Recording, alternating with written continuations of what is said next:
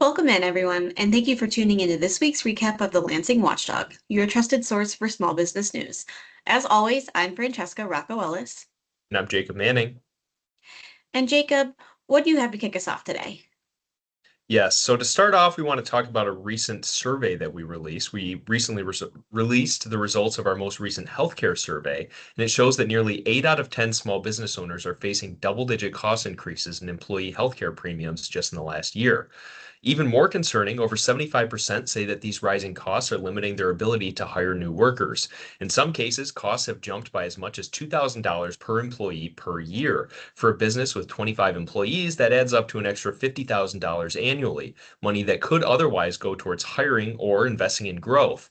And the long-term outlook isn't much better. According to the survey, 42% of business owners say that they may consider dropping employee health coverage altogether within 1 to 3 years, while others say it could happen further down the road. Overall, more than 85% report that benefit costs are shaping their long-term planning and growth strategies. The message from business owners is clear. Without change, the rising cost of healthcare could reshape the future of small businesses across the state. SBAM continues to pursue legislative changes that will help bring down costs of health insurance, including Senate Bill 1011, which we discussed in last week's program.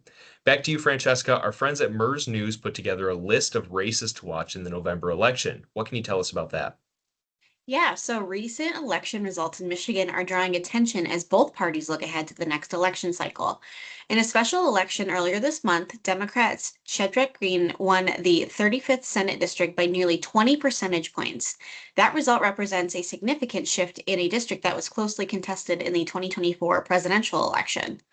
The outcome is prompting questions about whether broader trends could influence other races across the state. Past election cycles offer some context in this. In 2006, for example, Democrats gained control of the Michigan House after winning several districts that had not previously been considered competitive. That shift was influenced in part by national political conditions at the time. A similar dynamic, if it develops, could affect a number of Michigan House races in this upcoming election, and several districts are currently being watched very closely. The open 54th district is expected to be competitive with both parties fielding candidates and investing early.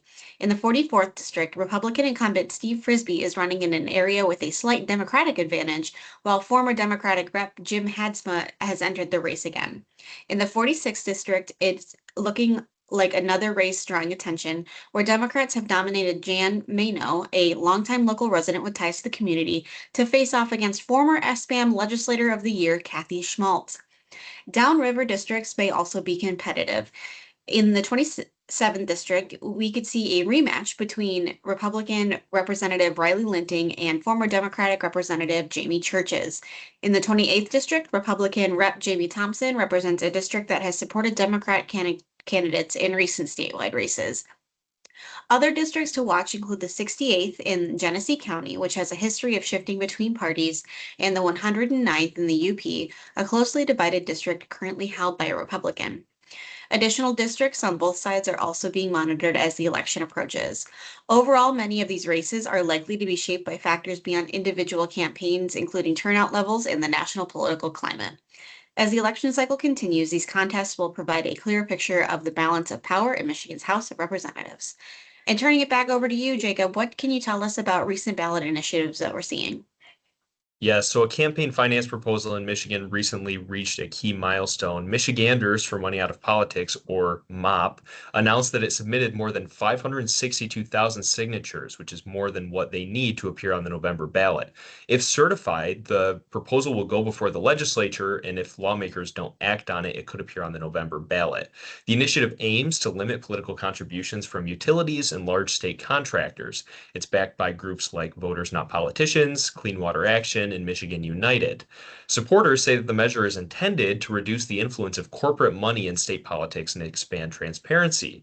Meanwhile, opponents of the proposal argue that MOP represents a massive expansion of government regulation over political speech and association, and it would impact a broad range of organizations involved in public policy discussions, not just election activity. The campaign has also faced questions about its own funding sources, with a massive influx of out of state money helping fund their final push for signatures.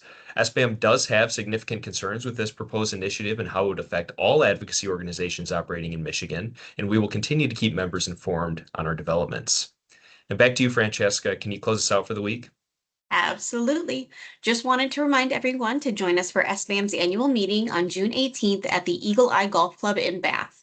You can find out more information about SBAM events by scanning the QR code below or visiting sbam.org/events.